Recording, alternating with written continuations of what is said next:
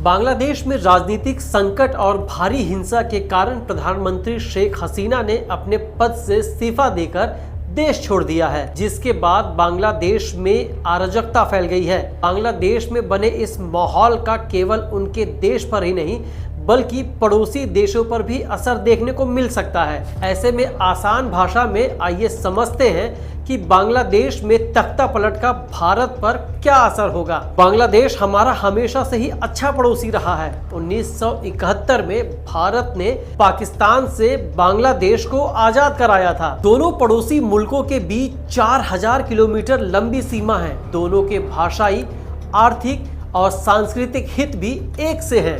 दोनों देशों के बीच करीब 1400 अरब रुपए का कारोबार है। पड़ोसी देश में चल रहे राजनीतिक संकट के कारण भारत के कारोबार पर भी असर हो सकता है। इंडिया बांग्लादेश से कई चीजें इंपोर्ट करता है, जिसमें कपड़े, जूट, एग्रीकल्चरल और लेदर प्रोडक्ट, प्रोसेस फूड, फल और सब्जियां शामिल हैं। पड़ोसी देश में आए इस राजनीतिक संकट के कारण भारत का कपड़ा बाजार, दवा बाजार बड़े स्तर पर प्रभावित हो सकता है।